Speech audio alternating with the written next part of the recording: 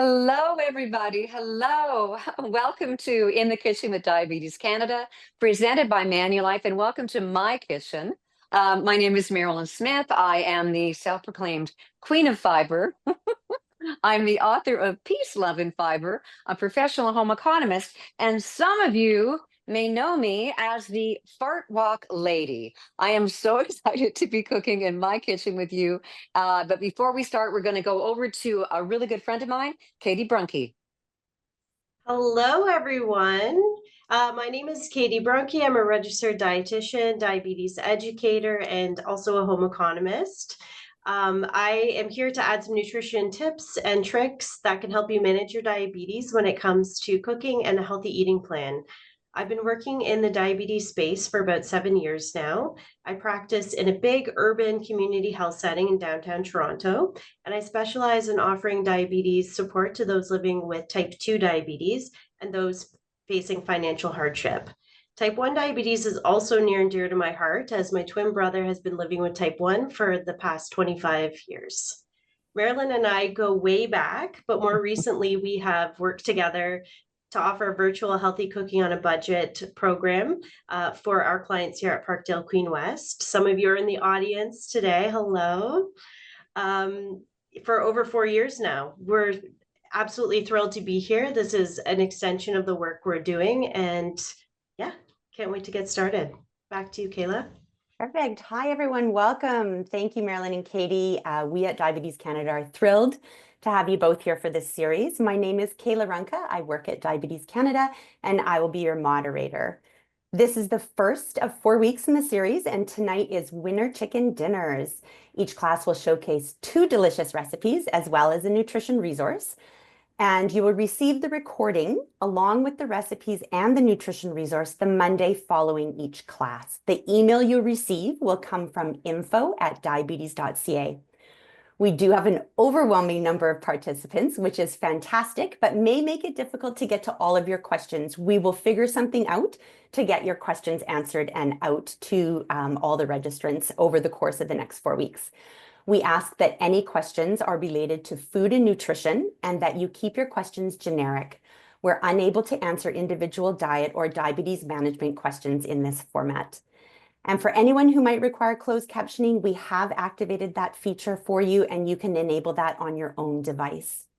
The sessions are being recorded, and we will share them on our website and YouTube channel for on-demand viewing after the 4 weeks is finished. However, any questions posed within these live sessions will only be visible to those attending live today and will not be used in the recording in any way. We ask that any comments or reactions you share be affirming and positive and to the benefit of all attendees. Diabetes Canada will not tolerate disruptive comments or behavior and will take the necessary steps to ensure that this learning space remains comfortable for all. To ask a question, please post in the chat located at the bottom of your screen. I see many of you already have found that area. It looks like that little word bubble or the text message button from your phone. Last but not least, events like this would not be possible without the support of our generous partner. In the Kitchen is proudly brought to you by our presenting partner, Manulife. We extend a heartfelt thanks to Manulife for their ongoing commitment to the diabetes community and their dedication to helping Canadians live longer, better, and healthier lives. Over to you, Marilyn. Okay, let's get cracking. All right. So first things, I'm still getting over a concussion. I can't see the screen that well. So if you like something, give me a thumbs up or a heart, and then hopefully, if there's any questions for me, Katie or Kayla's going to be answering them. Okay, the first one is a jerk chicken burger. I love just saying that. It's actually a chicken burger with jerk seasoning, but I thought a jerk chicken is funnier. Anyway, so we're going to start off with flaxseed. And if you follow me on Instagram, you know that I live for flaxseed. Okay, so there's 2 tablespoons of ground flaxseed. We grow flaxseed right here in Canada. Once this bag is open, keep it in the refrigerator. It should last for up to about 3 months.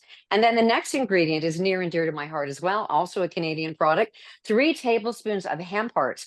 And what I liked about when the culinary dietitian created this recipe is that hemp hearts, this is the brand that I'm using. I'm not supporting, nobody's telling me to do this, but this is the one I use, is from Manitoba. they're using the flaxseed and the hemp parts as a filler, so we're not adding any more carbohydrate. And then we're going to add the one that might blow your butt off. Whoops, I spilled some on the floor. Excellent. We're going to be adding some jerk seasoning. And when I say blow your butt out, it's not like hot, like when I I heard you laugh, Katie. It's not it's not hot like it's more like it's got the ginger and these warming spices. So it's really great. This is what I buy. It's a paste. You can buy the dry seasoning, but I found it really hard to find it. So it's really easy to get that seasoning. And then we're going to be adding a pound of extra lean ground chicken. Now, when it comes to food safety, I'm a really big proponent of food safety in the kitchen. I just know so many people that have actually gotten food poisoning in their own kitchen. So always wash your hands before you actually touch lean protein or any kind of protein. I said lean because that's what I'm using. But beef or poultry or pork or even fish. And then I also always have sort of a separate cutting area board that I put on my board. It's like a pad so that I'm not going to be splashing any of the stuff around. Now, because I'm doing this on on Zoom, I'm going to put on my rubber gloves. You don't have to do this at all. Just use it with your hand, but make sure you wash your hands really well. And why isn't that working? Why is nothing easy? Oh, I guess whatever. Oh no, I know why. I put it on the wrong hand. Okay. Jazz hands. Anyway. Okay, so I'm going to mush this together, which I love. I love mushing things together. It's so much fun. Okay, and we're going to squish this all together. And while I'm mushing this together, Katie, do you want to talk about the importance of protein? Now, I'm not living with diabetes, but I certainly eat like as if I was because I think it's such a healthy way of eating. And on my plate every evening or whenever I'm eating, a quarter of it always is protein. Protein is so important for so many things. So, Katie, do you want to talk about why protein is so important for us, Yeah, especially when we're living absolutely. with diabetes? Okay, and I'm going to mix this up. And then hang on, one more thing. I'm going to put the patties on a clean plate. Okay. So you guys talk about that. I'm going to form these into 4 equal patties. I'm not touching the bowl. See, this is what it looks like. And I'm going to make it into 4 individual patties. Okay. Take it away. All right. So yes, you're right. Protein is so important. It's actually used in every single cell in our body, believe it or not. Protein helps with a ton of different processes in the body. It repairs tissue and muscles, provides structure to things like cells, our organs, our skin, nails, hair, all of that stuff. It also helps to maintain acid base balance in the body, and it's involved in both enzyme and hormone production. So it's doing a ton of different things in the body. When it comes to diabetes, protein in your diet, especially in your meals and with your snacks, can really help to stabilize your blood sugar. The way that it does that is it helps to slow down the absorption and the release of carbohydrates in that meal or that snack, which helps to keep your blood sugar on more of an even keel. So definitely always include protein with both your meals and snacks. Okay. Thank you. That was perfect timing. We didn't even practice that. Okay. So this is, that's going to go in my sink. And I'm going to wash that separately. And now we're going to make the burgers. Okay. So one little tip, and this is a great idea. I cook for 2. When my son left for university, I thought, who am I now if I'm not a mom?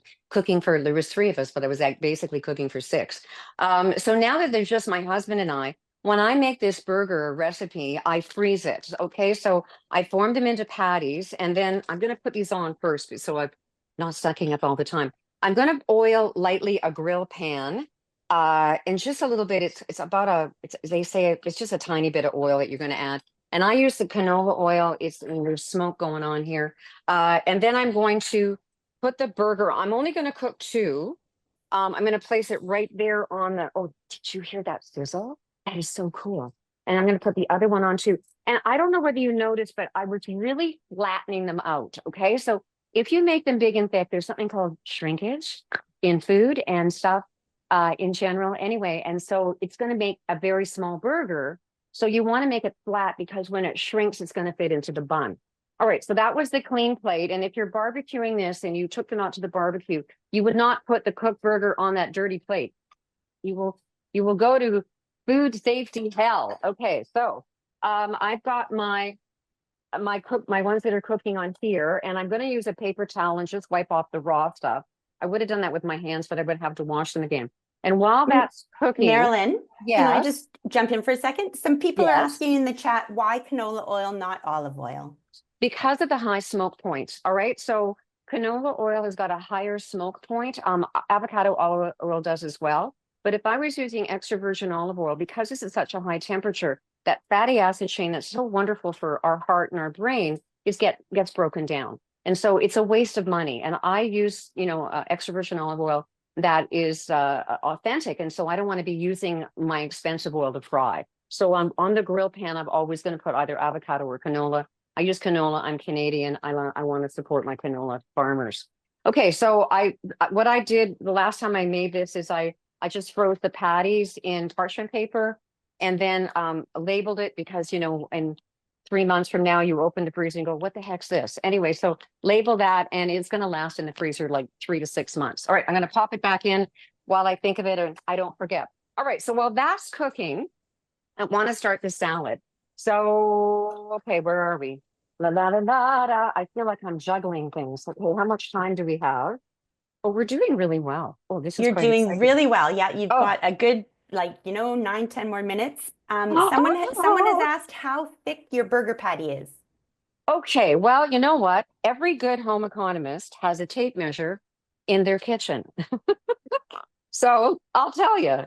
All right, it's about a half an inch, kind of flattened. Now, sometimes if I really want to speed up the cooking, I'll poke a hole in the center, and then that will expedite the cooking because it's usually the center of the burger that doesn't get cooked.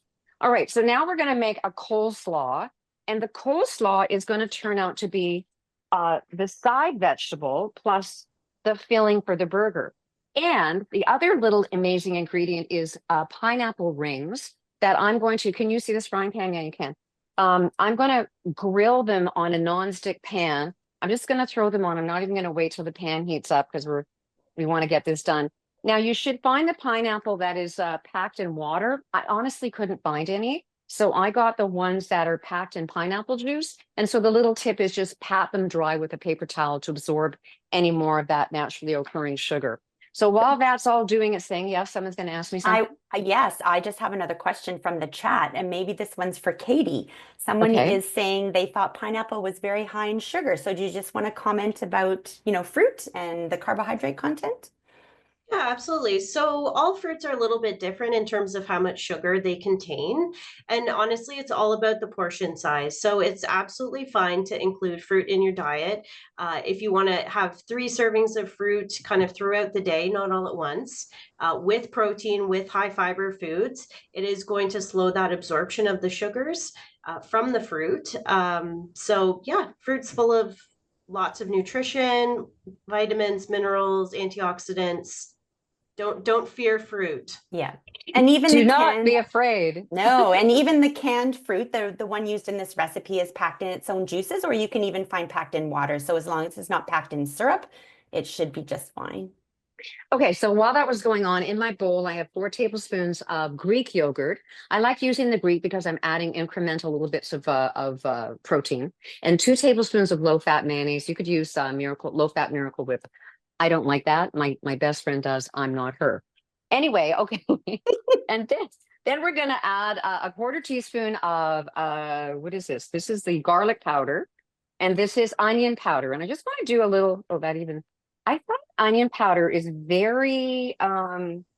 What's the word that would be scientific? This isn't the right one. It sucks moisture out of the air. Anyway, but I use a lot of spice in my life. I'm a spicy girl. And we will talk about that as we move through this cooking series. But size matters, and so I don't use onion powder in a lot of things. I use it in my taco seasoning and a couple of other things. So I buy a small amount and put it in the glass jar. I use garlic powder more often, so that's in the bigger jar. So size matters. I buy in bulk and I put it in glass. Don't store it in plastic; it doesn't last as long. All right, moving on. This is so much fun. A 1/4 teaspoon of freshly cracked pepper. I like freshly cracked pepper. It has more of a zippity doodah, but if you just buy regular pepper that's already cracked, that's okay. I won't yell at you. We're going to mix this together, and then we're going to add a tablespoon of apple cider vinegar. And I like an apple cider vinegar that has, they call it the mother. You see that stuff in the bottom? That means it's actually been really well fermented, and you give it a shake before you measure it out.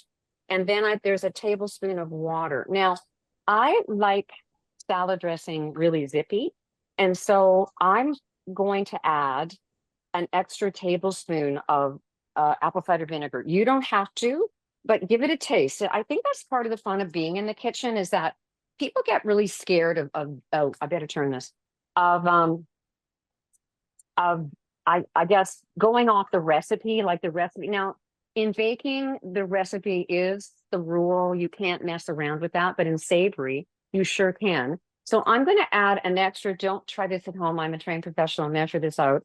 I'm going to add about another tablespoon of the apple cider vinegar, and I'm going to give it a taste. Katie, we Yeah. have a dispel the myth question. Ooh. Is it true that apple cider vinegar helps control your blood sugar?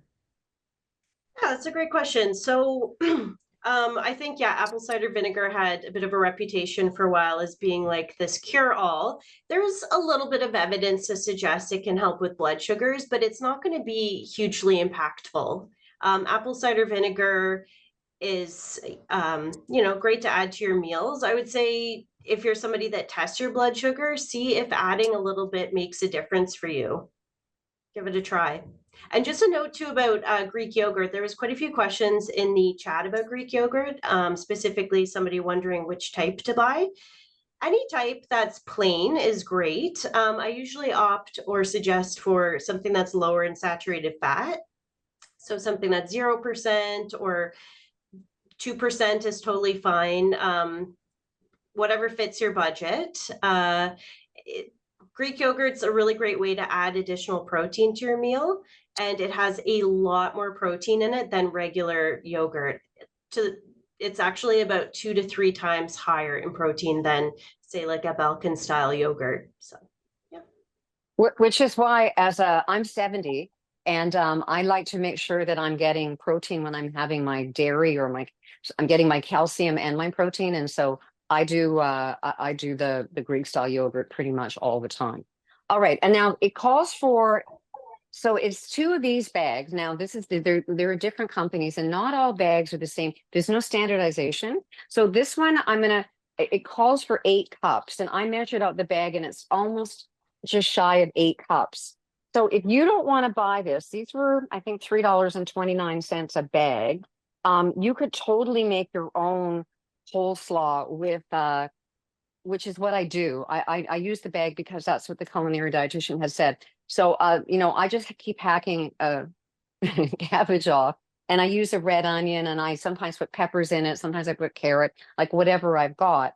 But the bags usually have carrot, purple cabbage, which is great. Anything that's a red color or purple has more antioxidants in it than the green. And that's not to say that it's a better choice. It's just to say that the more diverse vegetables that you eat, fruits and vegetables and plants that you eat, the more your gut microbiome is going to go winning.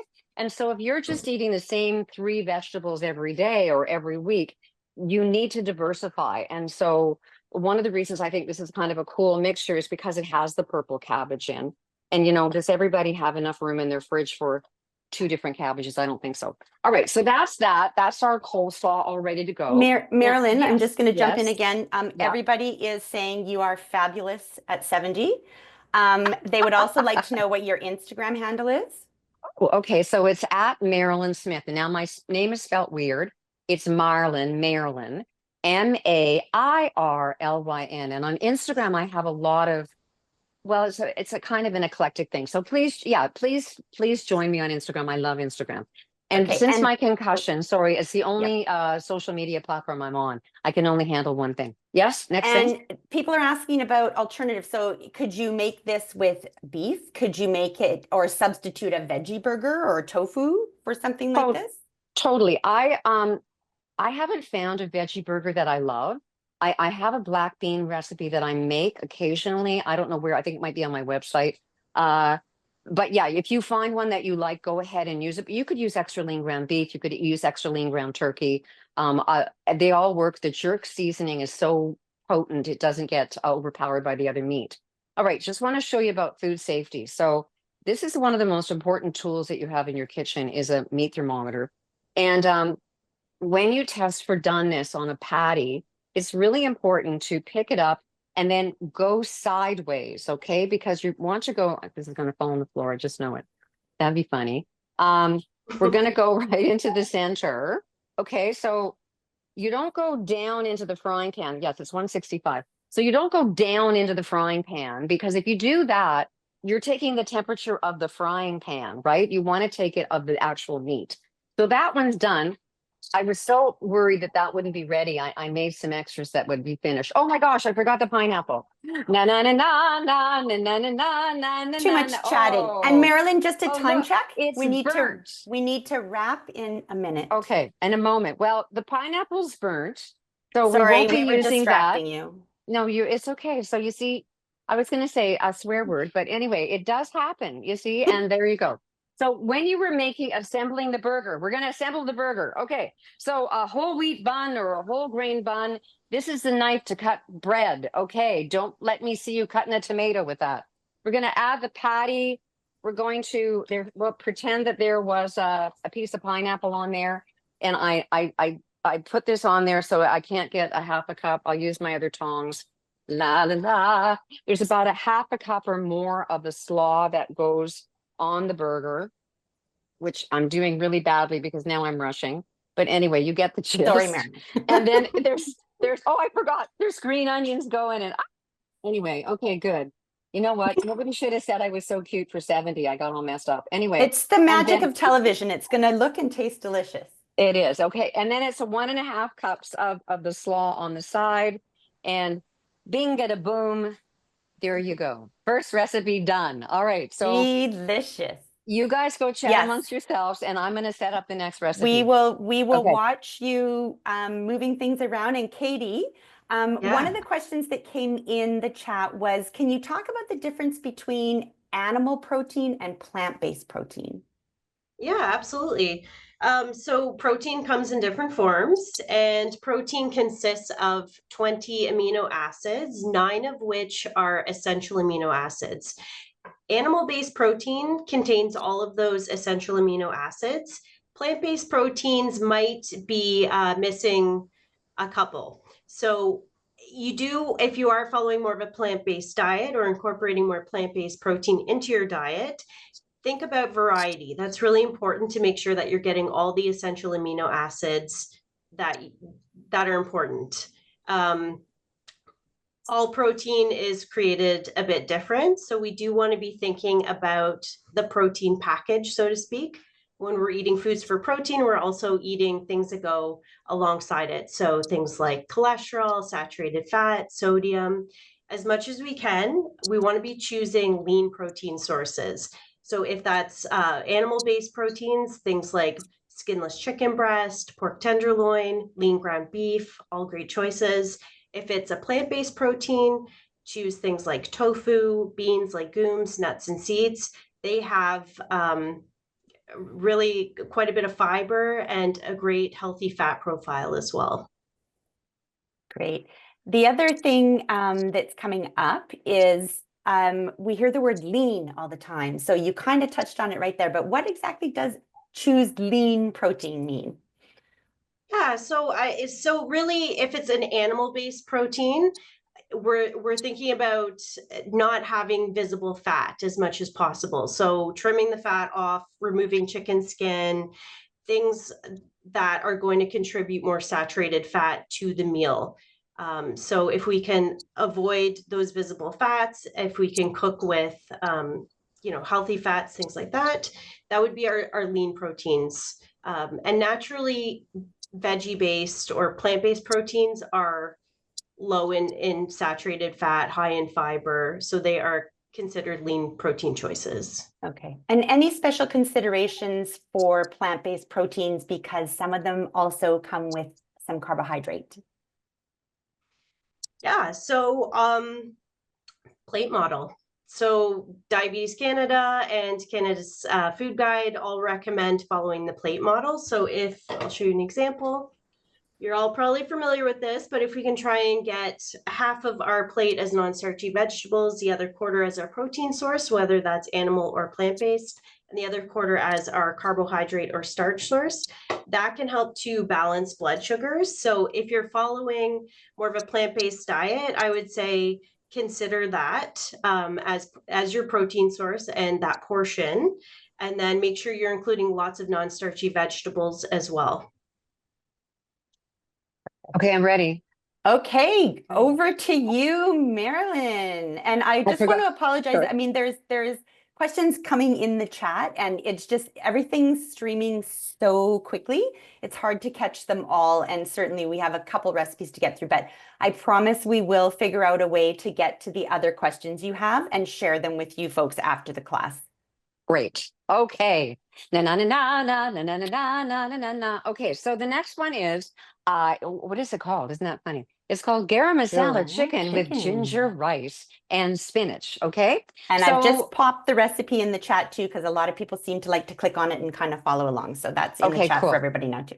Okay, well, just because you see it, don't leave, okay? Because I might tell you stuff that you didn't even know. Yeah. Okay, so I already started. So I've got some oil and some grated ginger and the brown rice in there. And just so I want you to know, you're looking for long grain and you're looking for whole grain, okay? Now this is just regular, and this one is brown basmati, all right? But you want long grain. You don't want short grain. It gets sticky, and medium grain is kind of a little bit of both, but you want the long grain in this particular recipe. So if it doesn't say long grain on, look to see it because it's going to look long. All right. So there you go. Now I'm just got the ginger, the oil, and the rice in there, and we're going to add 2 cups of chicken broth. Now I like the one with the no salt added, and I shake it up before I pour it. And we're going to measure up the 2 cups. And just if you notice, I always tip the bottle this way and it doesn't glug out as much. When you do it this way, see what happened? It just spilled all over my stove. So doing it this way is easier. Okay, so there you go. That's the only thing you remember from tonight. Well, I hope you do remember more things. Anyway, okay, so if there was 2 cups left in here, or if there was anything left in here, this only lasts for 2 weeks in your refrigerator open. So get your felt pen, and then you would write down the date when it goes to heck in a handbag. So that would have been November 6th plus, I don't know. Let's just write 12 down. Okay. So then that means I know I have to use it up by then. All right. Marilyn, Yeah. I'm just going to jump in with another quick question for Katie. Okay. So Katie, we kind of covered it off, but I'm not sure it was clear to everybody about the role that protein plays in terms of a mixed meal and slowing the carbohydrate absorption in the body. Yeah, so that's exactly what it does. By including protein with the meal or the snack, it will reduce the glycemic load of the meal, and it will help to slow down the absorption and the release of the carbohydrates in the bloodstream, which help to keep blood sugars more stable and helps to prevent those like peaks from happening. Perfect. Thank you. Okay. So the brown rice, it's a whole grain, and that's a good thing. Your gut loves whole grains. They actually produce short chain fatty acids in your gut that sends messages to your brain. So you don't want to cut out whole grains. But we're going to it has a little bit of a quicker digestion. So we're going to add lentils to it in 15 minutes. And I just want to show you the difference. So we're using the split red lentils, not the whole ones. So the split ones have the outer layer scraped off, and then they're split in half. They cook really quickly. And if you're just jumping into the lentil and bean and legume world, it is like the easiest thing to use. I put them in soup. I do a whole ton of stuff. You don't know, but I rinsed the rice before I added it. Always rinse it, and I'm going to rinse the lentils as well. And just a tip on ginger, look for one that doesn't have any wrinkles in it. Think supermodel. You want to scrub, like break off a piece and scrub it really well. And then I grate it with, this is called just a regular grater, and I grate it like that. And whatever I don't use, I put in a paper towel. I can pop that into my fridge for at least a week, or I can freeze it, and then I'll grate it frozen, and it'll last a whole lot longer. But I use a ton of ginger. I think it's just like one of the best flavors to add. Okay, now we're going to do the chicken.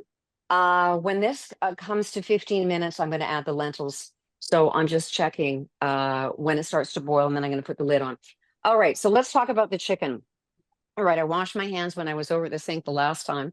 And we're going to make the marinade. So we're going to marinate this in the fridge for about an hour. You could actually marinate longer if you wanted to.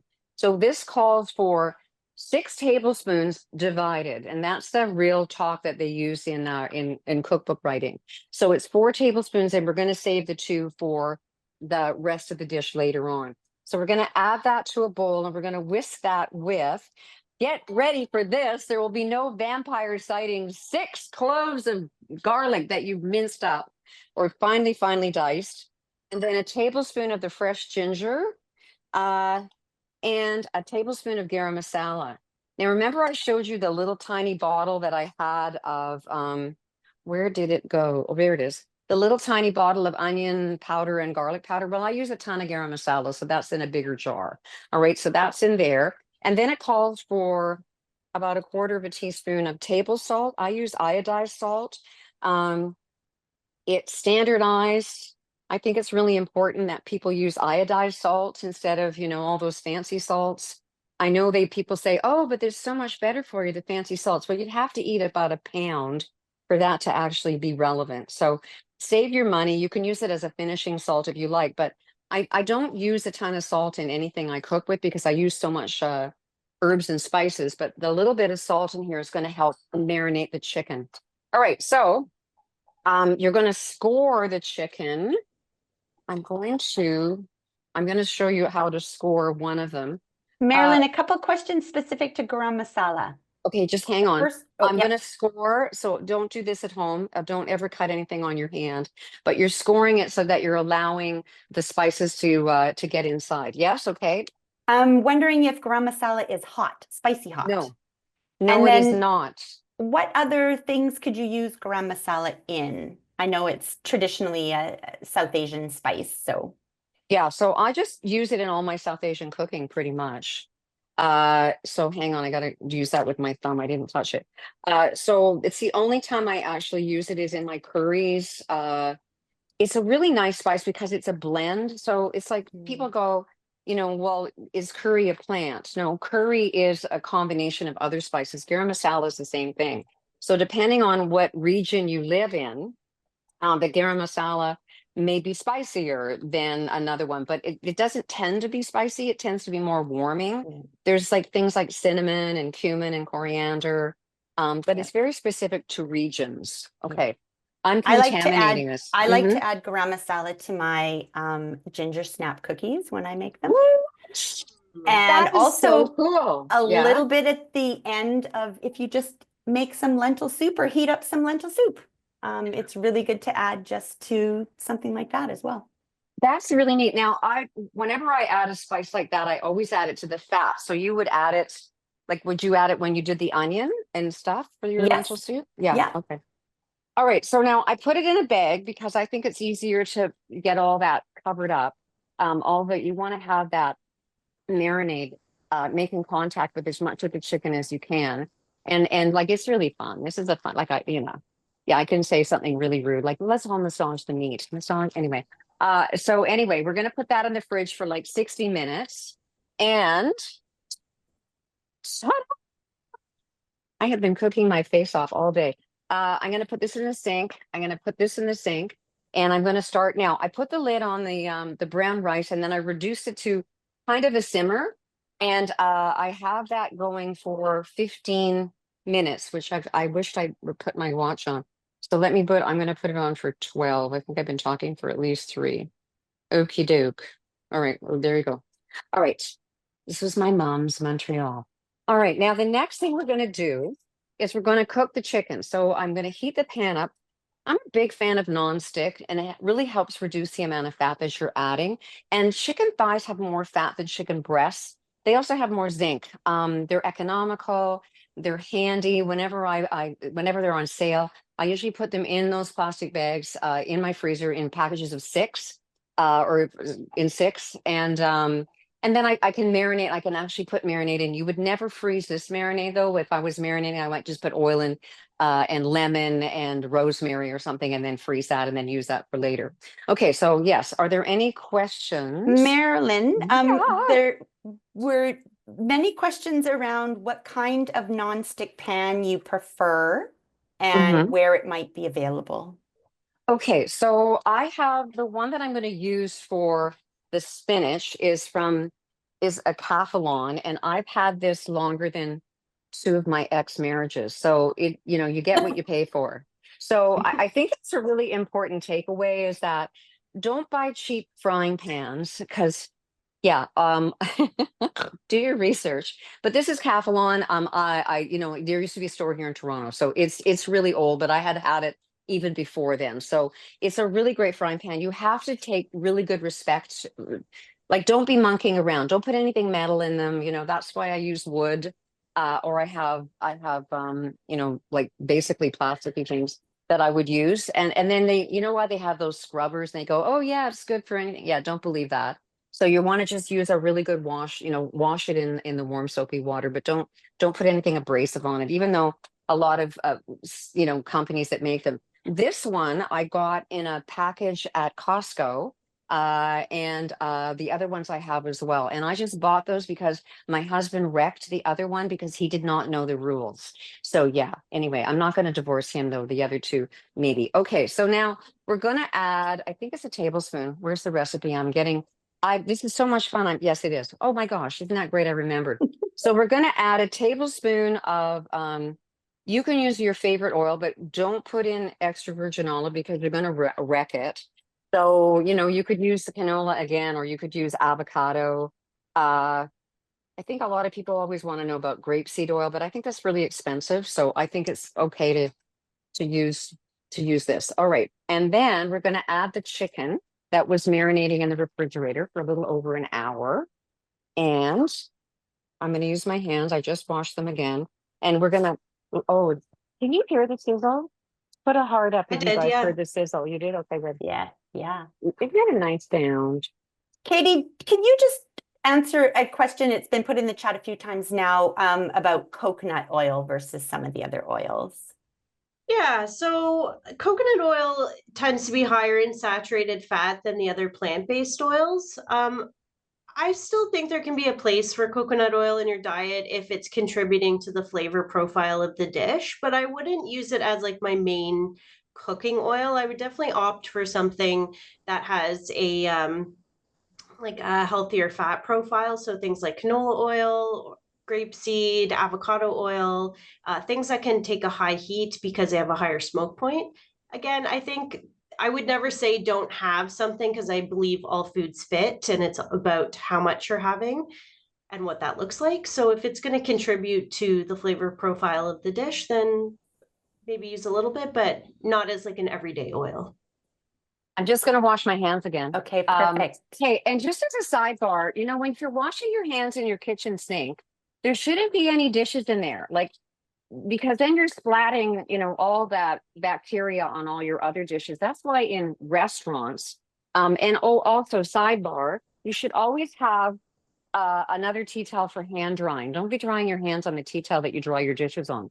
So I always have a separate one. But in restaurant kitchens, they have a hand washing station, and that's so that you don't, splash. And Yeah. don't be rinsing your chicken. Like I see people rinsing chicken, and it makes me crazy. You're splashing bacteria everywhere. Canada's the chicken farmers of Canada, we grow great chickens. You don't have to worry about washing your chicken. Okay, so just forget that nonsense. Yeah. And once again, hand washing before and after you're touching the raw protein. So we want to just brown this on both sides. This Marilyn, I'm going to give you about a 10-minute countdown for this one. okay, good. This is great. 10 minutes, we can do this. We have the technology. All right, so I got 6 minutes before I can put the whatchamacallit, the lentils in there. And I also finished too. Sorry. I what? was just going to say that I could let everybody on the call tonight know that we are going to do a random draw for 10 signed cookbooks, Peace, Love, and Fiber from Marilyn for each class. So you have a chance to win every class for the next 4 weeks. And if your name is drawn, you will get an email from myself with my diabetes.ca email address, and that will be requesting a mailing address to ship that out to you at the end of the month. So The more you attend, the more increased chances you have. And I also have a bonus recipe, as promised, that I will slot into the chat a couple times between now and the end of class as well. Yeah. So you want to win this book. And if you don't win it, you can still buy it. It won't be signed, but what I have done is that people, when they buy the book, if they want, they can email me or send a note to my Instagram and with your address, and then I'll find a little plaque thing and you can stick it inside of your book if you want me to do that as well. All right, so we're gonna cook this chicken. I'm gonna expedite this so that you really want to cook it until it's at 165. Once again, taking the internal temperature sideways. But I'm gonna expedite this. So I'm going to cook it longer because I haven't finished, but I just want to show you the next step. So the next thing is that you got a pint of either grape or cherry tomatoes that you just dump right in there. And we're going to basically, I don't know, we're gonna cook, fry, roast them, but we don't want them to go like mush. We want to kind of keep the integrity of the tomato. You don't want to just see like red things hanging around your food. These Angel Sweet ones are a product of Canada. I love supporting our Canadian farmers. And they were $3 and I think 49 cents as well. We have 4 minutes with the rice. Yeah, it's not ready. That's going on. When the tomatoes are close to getting ready, I'm going to mix this around and then switch pans. You're going to add a half a cup of water, or you could use the no salt added chicken broth as well if you had some kicking around. And then when you add that, you're going to get your flipper and you're going to scrape up all those wonderful little bits of cooked ginger and garlic. And that's like I like to call those like the flavor bits, and mix that all around. And then when, like it's like thick and the tomatoes are soft, you would add the 2 tablespoons of the reserved yogurt. And it's going to look like this. All I can say, it's a good thing I have a lot of frying pans. Yes. So I gotta say that, yeah. So it looks like when it the pan shrunk. No, I'm just kidding. Anyway, so this is with the yogurt put into it. So it kind of makes a little bit of a sauce. I'm just gonna warm that up. And okay, I'm gonna put this, I'm just rethinking something. Okay, how many more minutes do I have? Like 3 to 5. Oh, okay, we can do this because this is really the fun part. Okay, I'm gonna take that other chicken off, and my poor husband, he said he'd help clean up. I don't think he knew what he was saying because it's like a disaster in here. Anyway, all right, so then I'm gonna show you how to cook the spinach. Now we eat a ton of leafy greens. Since I had my accident if you don't know, if you follow me on Instagram, you probably know this, but I fell in February 2023 and smacked my head, and I've had a concussion, and so it's been a long road of recovery. The fact that I'm even doing this is kind of a miracle. Anyway, but one of the things is that I eat leafy greens every single day, and that's one of the things that you should do if you are recovering from any kind of brain injury. Leafy greens are going to help. And Katie, you know how much I love leafy greens. So you talk about leafy greens while I do this, and we're going to put spinach in this recipe, okay? But hang on, just before you do, there's 4 garlic cloves because you can't have enough garlic. And then also we're using cumin seed. So that's the seed, not the ground. You don't want to use the ground. Once again, I don't use a lot of it, so it's in a smaller jar. I'm adding a little bit of oil. We're going to cook the garlic, toast the cumin, and then add the spinach. Okay, Katie, take it away. Okay, so yes, leafy greens are fantastic. We actually want to try and aim for 1 to 2 cups of leafy greens a day as part of our overall vegetable intake.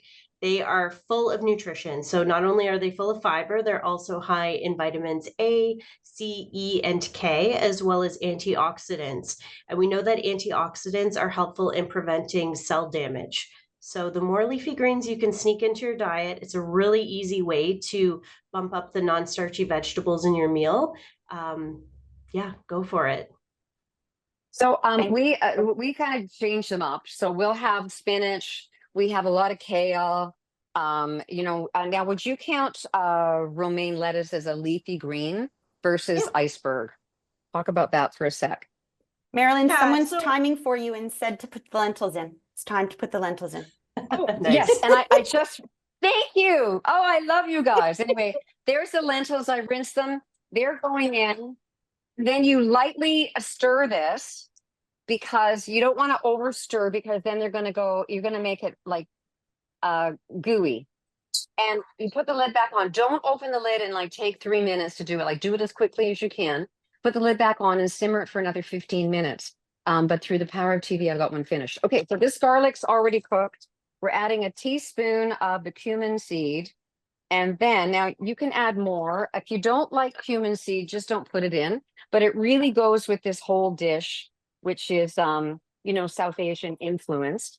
And you should let that pop. And then we're going to add a whole bunch of spinach because it's so much fun to see that this shrinks. So that's why you need a really, really big pot, or you're going to go like, oh my gosh, this is not going to fit. So you need a great big one and you keep stirring it and it'll eventually shrink down. So while that's shrinking down, I'm going to plate this.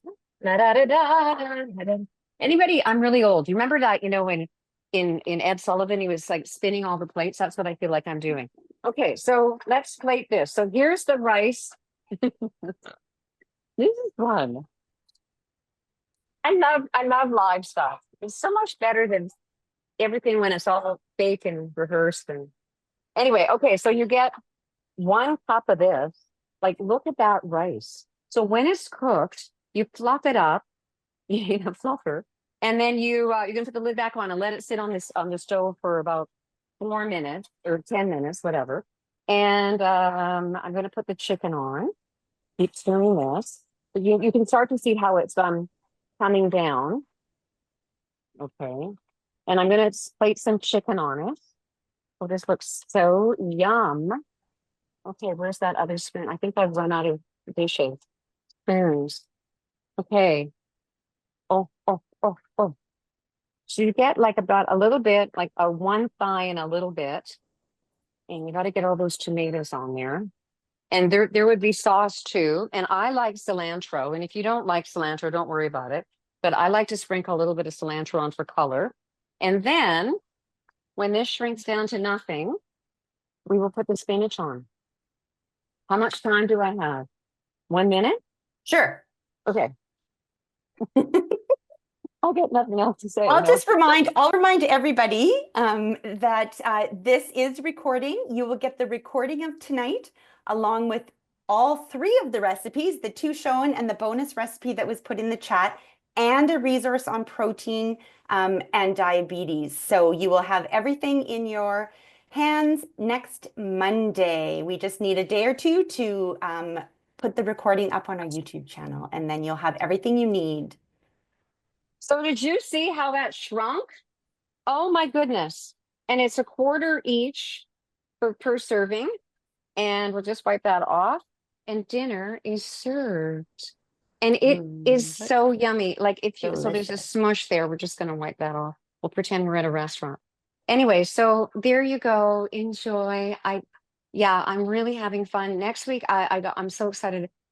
What's the title of next week? I know the recipes, but what was the title? So thank you, Marilyn. That was amazing. I hope you can see all the laughs and the hearts and the clapping and love that you're receiving. Yay! And thank you, Katie, as well, for all the great nutrition information.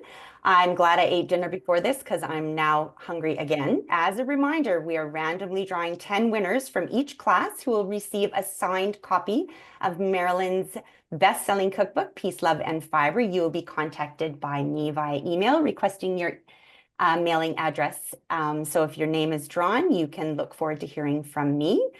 The poll is up, and next week's class is plate method meals. So it's how to create that healthy, balanced plate, and it will be Marilyn and Katie back again. And then I will turn it back to you, Marilyn, to close us out. Can I talk about the polls on? Go for it. Yeah.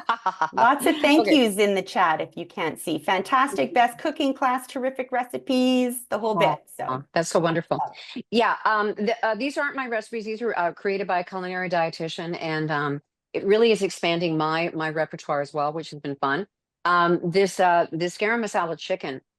If you like spicy, then you could put hot sauce into it. You could also put more cracked pepper or you could put red pepper chili flakes in it. So it's your call. It's very mild, so don't be afraid. I think there's a recipe in Peace, Love, and Fiber that's a curry that is really, really mild because I wanted to introduce people to those flavors.